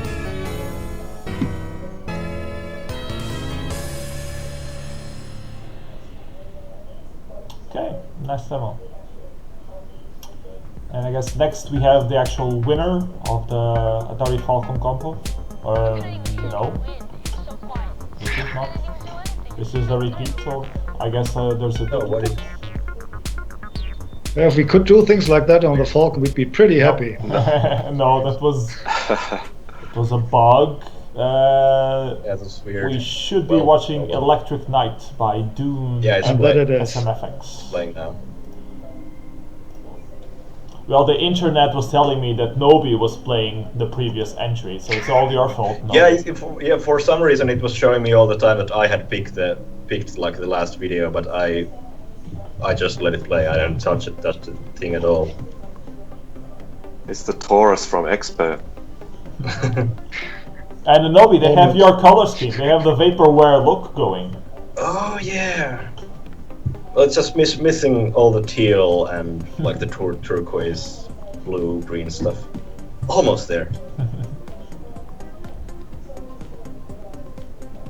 I really like the graphics on this one. They're all very 80s, and they have a lot of graphics like this one. I think at least 4 pictures, full screen. And they all look very good. I'm going to put it a little higher maybe, because it's a bit low volume. Yeah, Mick is a genius. The effects themselves are okay, but I don't know how technically advanced they are. Visually they just seem okay to me. They don't look very anything special, but those images in particular are the best thing that I really like from this demo. Well, the effects are sort of unusual, a bit unusual for the Falcon, the way they are being organized. You usually either have some offset effects or some 3D dots, texture map, something effects. You barely have both. And the programmer of this demo, Thardos, is apparently trying to combine his skills on the 6830 with his growing skills on the DSP in order to have the both of both worlds. For example, this dot effect here, the dots are being calculated by the DSP. The CPU would not be powerful enough to calculate this number of dots in this rate, but the planar background, that's sort of CPU generated. So what's the DSP really good for? Is it like an FPU, or does it have like some sort of instructions for processing a lot of data, or what's it meant for? Well, actually, it's meant for multimedia applications, so it has a bit of everything. It's pretty good at calculating. Atari fairly early released a JPEG decompressor that really is very, very fast, so it can do things like that. And there are MP2 and MP3 players for the DSP, so the Falcon replays MP3. The machine from 1992 replays MP3. And it's mainly optimized for manipulating video and audio data. So is it like some sort of a SIMD unit? Yeah, yes. It's a parallel. Okay. Yeah. It allows parallel instruction execution to a certain degree, but it's full of pipeline side effects. It has several internal buses, but only one external one, so you have memory segments that overlap all the time. And Noah of Escape told me once, if you program something on the DSP and you can't find a problem while your code is working, add knobs after every instruction and then run it again. If it then runs, it's a pipeline side effect. Yeah, I've heard of that solution in a lot of different contexts. And add knobs.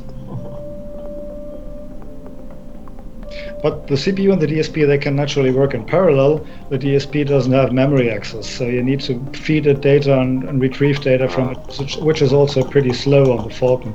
So getting your DSP code embedded well into your demo is also quite a challenge.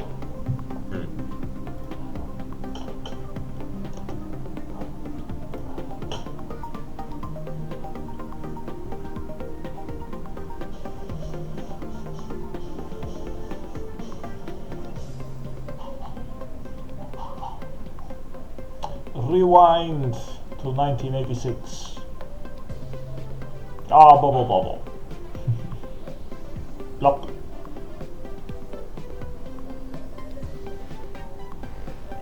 It's actually at the party, Thados asked me whether I've considered this misplaced in the demo, but I really like that a lot. And with the music, it's also embedded very well into the demo, so I like it.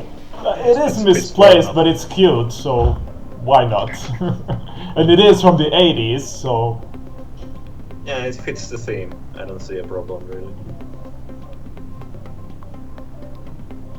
That image that was using the 80s colors or with the bubble theme, that would be a great desktop background image, wallpaper. Yeah, for sure. Oh, this is cool.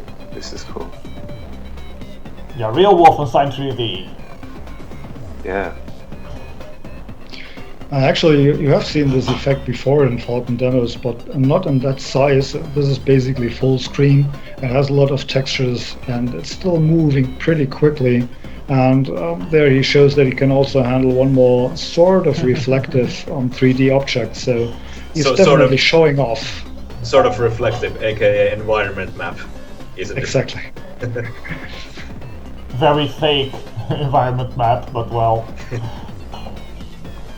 So would this all be CPU only, or? No, this is mainly DSP, and Thados Okay. told me that he even streams from the DSP to main memory. So I think he's the only one that has ever tried this. I spoke to Wow. Erix, who made the Delta demo a couple of years ago, which was also very influential on the Falcon scene, and he told me that he's doing 3D calculations on the DSP only, and Thados apparently tries to stream data from the DSP to main memory. I don't think that many people have done that. Nice Of the three tricks. people that actually code DSP. Nice tricks.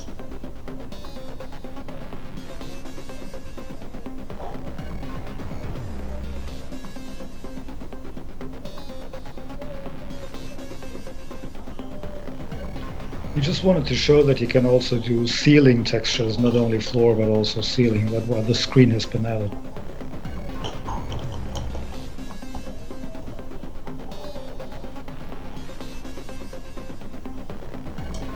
My rabbit is acting up. 1 second.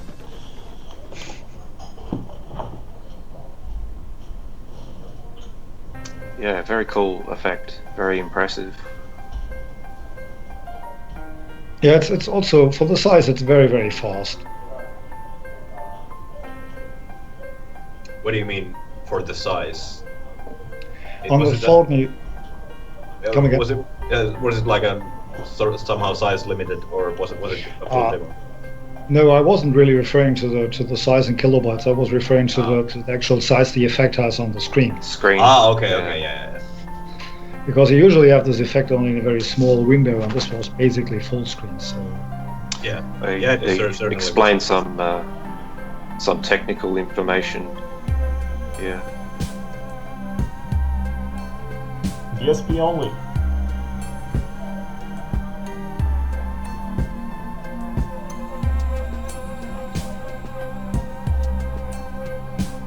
So maybe you could do those TBL demos entirely on a Falcon without the acceleration card using the DSP, maybe.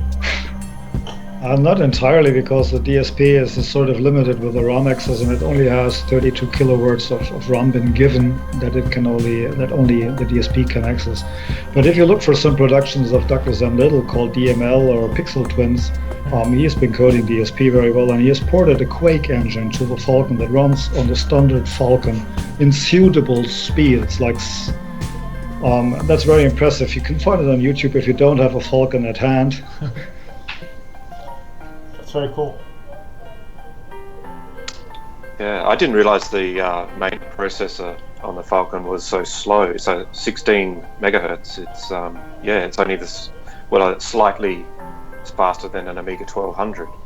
Yes. Which is not very fast. No.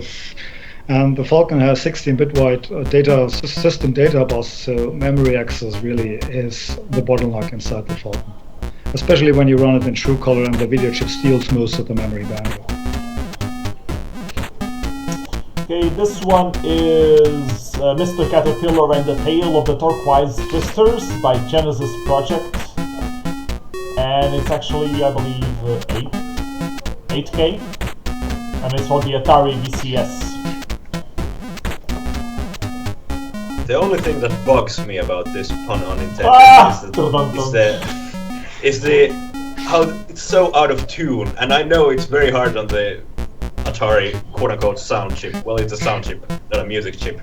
But I mean, it's very hard on these 8-bit platforms to get like sounds that are in tune. But still, it's just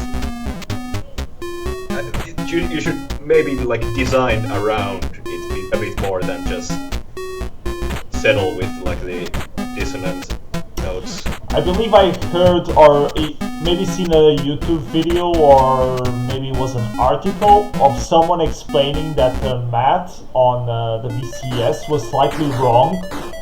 So you had to compensate for that to make sure that the frequencies were actually correct with what you usually perceive as the sound. Yeah. This one is already the second place entry. Let me check real quick. What's it called? It's called Rotor and it's by Flush. And it's also for the Atari VCS.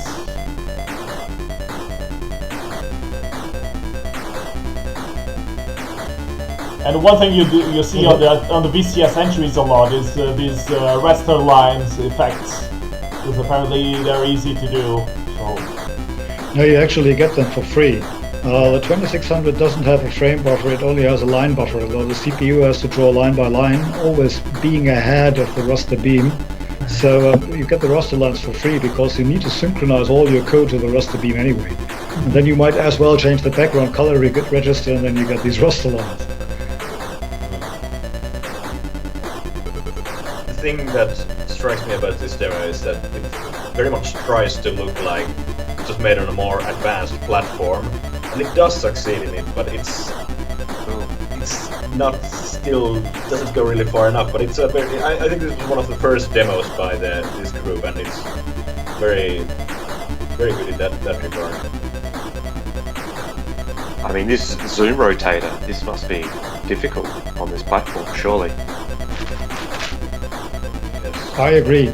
The horizontal mirroring, then again, is free again because the 2600 has this sort of play field which has 20 pixels and it either mirrors the right half or copies the left half. So that is basically for free. Yeah. But otherwise, I totally agree. Writing a rotor zoom on the 2600, I don't think I could do that.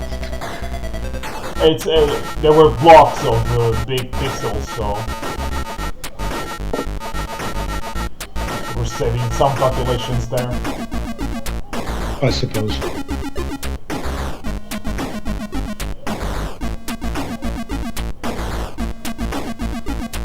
Yeah, this was a pretty you probably don't know it being too young, but the music is actually Xenon too. Yeah.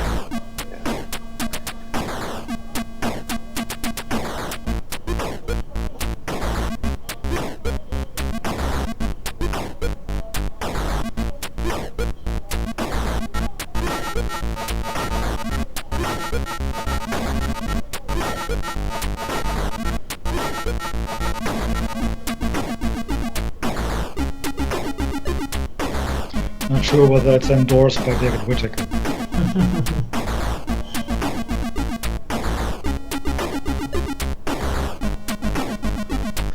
Well, wasn't that Xenon 2 soundtrack using samples from a commercial song licensed or something? It was actually by Bomb the Bass, but yeah, exactly. It was by Bomb the Bass, but I think they actually made this track for the Bitmap Brothers because they had a contract with Rhythm and King Records or something. Branch is asking, wasn't this also used on Gods? I think Gods was Combination 12. Yeah, that was a different song. But the Bitmap Brothers games were famous for using quite good and sampled music from commercial artists, which they licensed.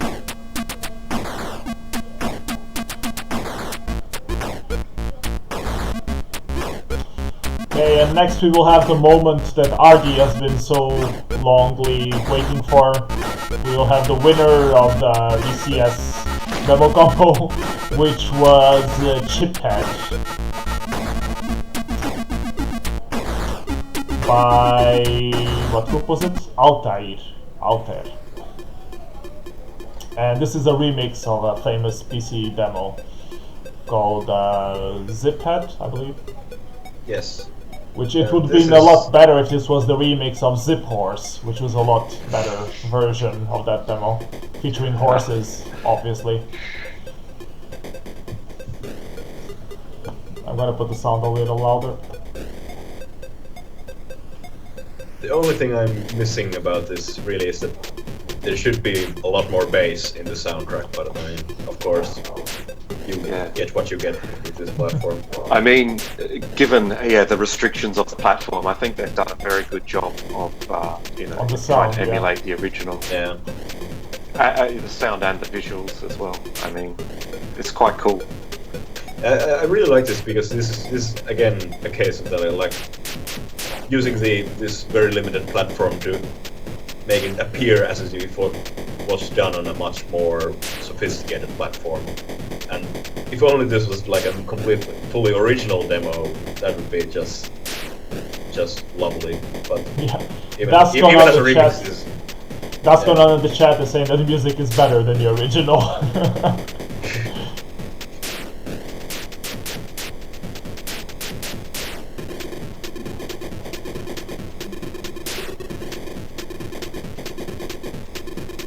And we have lasers.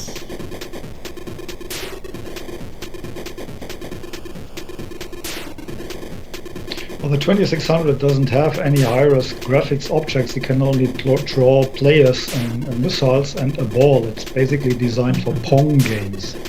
Yeah. So you need to draw these lines with either the players or the balls, and you need to multiply them over the lines. So that is not something that you get for free. It doesn't have a frame buffer, so you can't draw lines, but horizontal lines. I also like about this screen very much that it really suits the platform very well. It doesn't try to emulate the original more than it actually can. It still looks very, very good, as if it had been designed for exactly that purpose. That is a wise choice by the designers to make it that way. Yeah, that's exactly why this was a good demo, the remake on this platform, because it has a lot of these like mirroring effects to begin with. In the demo, which now we know that they are free, so that's why they went with it. Yeah, but I mean, use those aspects of your platform that like are best your advantage. Yeah, I think it would be a fun technical challenge as a coder to take something that it's designed for a different platform and see how you can rework it to fit on a more limited hardware. More limited is a very, very wise choice of words, because there's no more platform more limited than a 2600, and there is no more platform more unlimited than a modern PC.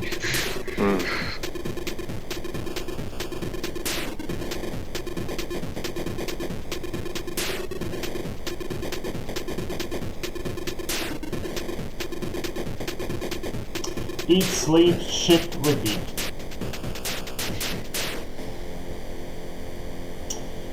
Yeah, cool. So this was Chiphead by Altair. I believe this was the last demo that we had of this month. Let me check what plays next.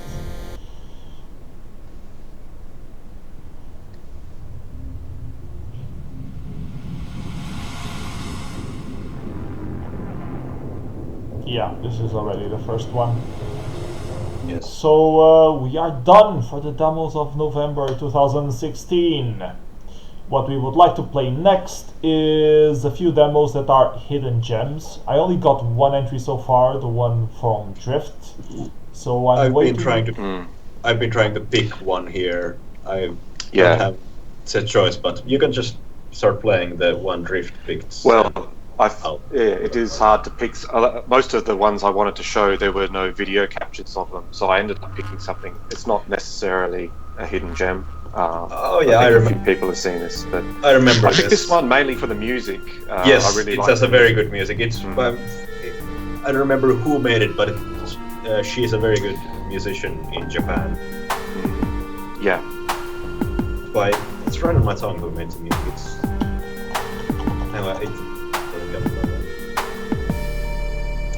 But and yeah, this is a 4K intro, and the music is done with 4Clang, which is it's actually a very powerful synth, but it's quite difficult to use for most musicians because it's not very intuitive. Yeah. So to get good music from it is challenging.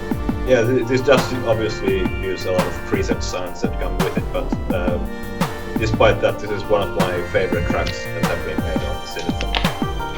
At what party was this released, do you know? Tokyo Demo Fest. In 2013, I think. Yeah. Yeah, and there will be a new Tokyo Demo Fest 2017. Let me check up the dates real quick. Should be on demoparty.net. I believe it's gonna be in February. Yeah, Tokyo Fest in 18 and 19 of February. So if you're in Japan and you want to attend a demo party, this is your best bet because there are no other demo parties in Japan. Only Tokyo Demo Fest. So you should go there. Okay, the next entry we have, and I guess it's from Noby. It's called. Yeah, I just added it. I mean, this is a 64K from 2004, and it won the Epoch 64K combo.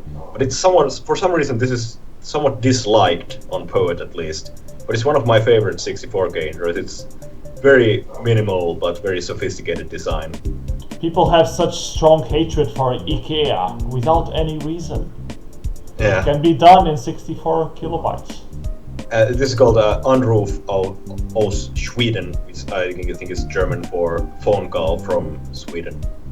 And the Of music course, is it's an really IKEA good. demo, so The music on this one is really good. yeah, really good, like rendition of just sort of lounge jazz thing. I haven't seen this one. So we're visiting an IKEA showroom in 64K. Yeah. Glorious Saturated flat shading. colors. Yeah. And fisheye too. Well, probably Yeah, one of the fisheye earliest lens. examples of a fisheye lens implementation. It's a very good implementation. This was also before pixel shaders, so it wasn't.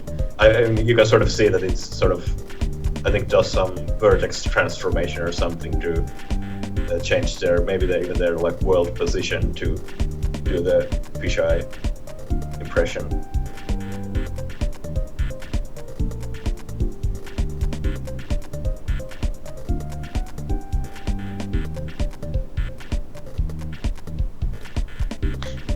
Yeah, this is very cool. And when was this released? 2004 Evoke. Oh, Very overlooked in my opinion. This is, as I said, one of my personal favorites. It's just like these little details and very smart direction, and just you don't need, if you don't have anything to put on the background, just leave it white. It's a very good choice.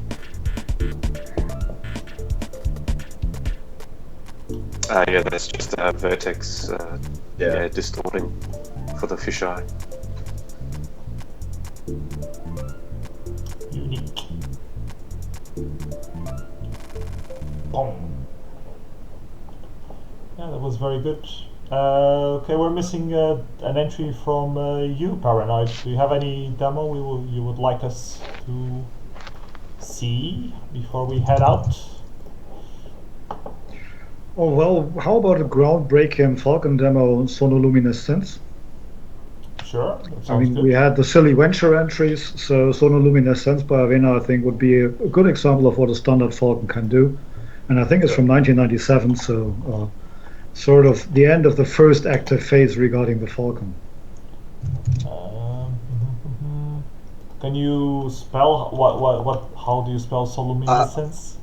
I can add it to the list. I have it here. You have it? Okay, please add it then. Yeah. There we go. Okay. By Avina.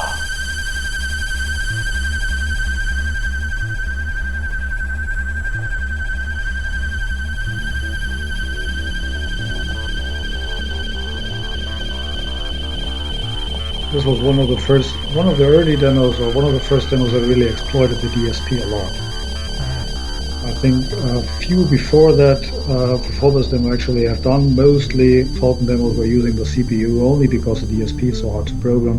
And I think this was the first big influential demo of the Falcon scene that used the DSP a lot. I actually know this demo, but I've never seen it before, so this is a good opportunity. How do you know it if you didn't see it? Oh, I mean, I've seen it on Poet, like see the page, but never looked at it myself.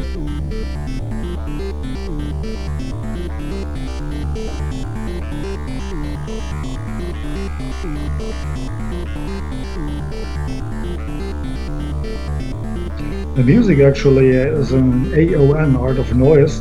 I think it's a not such popular format on the Amiga, and the programmer of this demo actually programmed himself a replayer to use the soundtrack on the Falcon because the musician actually liked this tracker most.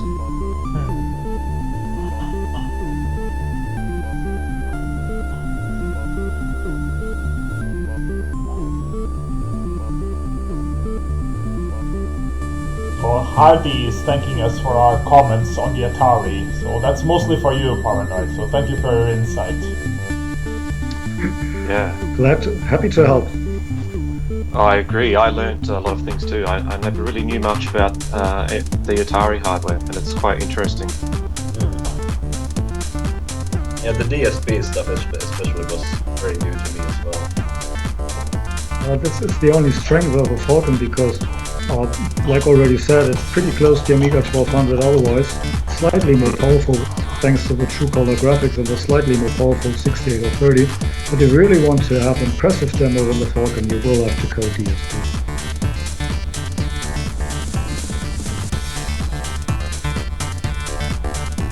I like this font that they're using just to display the letters in between.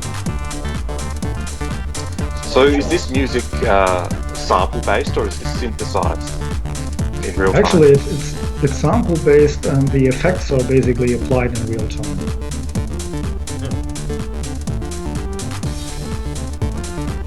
That's as far as I understood it.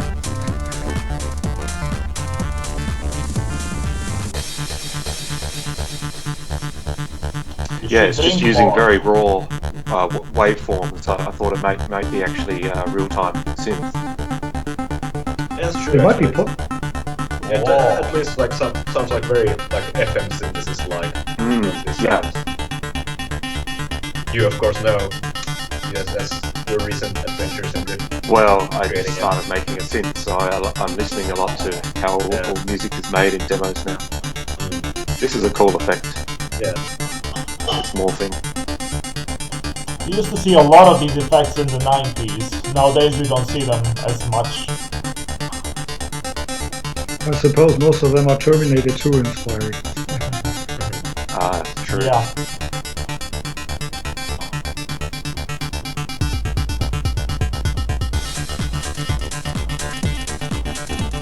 The programmer actually is not German, even though the demo is called Sonolumineszenz, but Ted speaks German very well. So he always chooses names like these for his demos.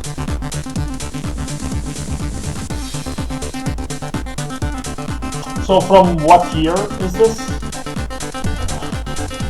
From here, 1997. Okay. Oh, wow.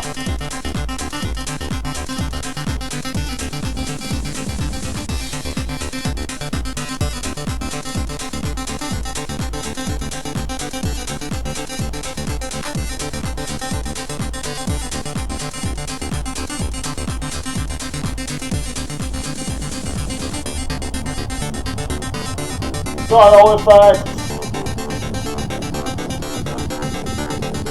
Encoder colors. And it's Yeah, still actually looks pretty good though. Ted actually complained to me once on IRC that his proficients refused to draw textures for him, so he had to do all the textures by himself.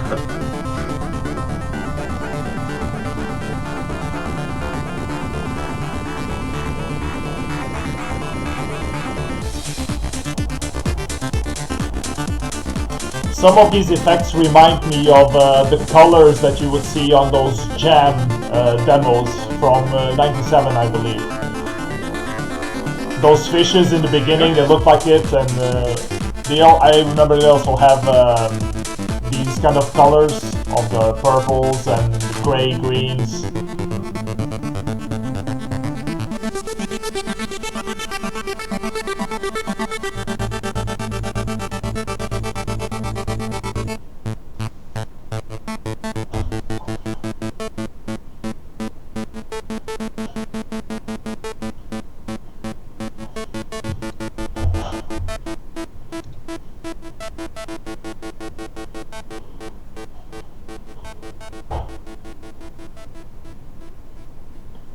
Okay, I guess that's it. Cool. Very nice demo. Okay, so I would Glad you liked it. Yep, I would like to thank you guys for joining me. It was great to have you, especially you, Drift, for changing your schedule just to be here, because in Australia it's early morning still. So thank you very much for taking some time, and thank you, Paranoid, as well, for giving us your insight on Atari. It was very valuable. I really enjoyed it. I think our viewers also appreciated it. And last but not least, thank you, Noby, for also giving us some insight on the Finnish side of things. I would also like to thank the viewers who showed up today. Great for having you, and the people who are watching us on YouTube on the playback. Please come and see us live. It's a lot more fun if you participate in the chat. And see you everyone again next month, where we will be taking a look at some more demos that happened during December, probably the entries from Text Mode, Demo Compo, and a few other parties that happened meanwhile. Let me take a quick look what parties already happened. Not that many. There's Experience from Hungary, and Cookie. I don't know where Cookie was. Was it maybe in the US? Let me take a quick look. No, it was in France. Okay. We have the interest from Cookie Party. So not that many demo parties in the beginning of December, but at least there will be 2 at the end of December. Or the construction party, I don't know which one is happening this year, but it's one party in Germany with a lot of decent entries, I'm quite sure. So we will take a look at those. So I think that's it. Thank you everyone for joining. See you next month. Bye bye. Take care. Goodbye. Bye. Thank you and goodbye.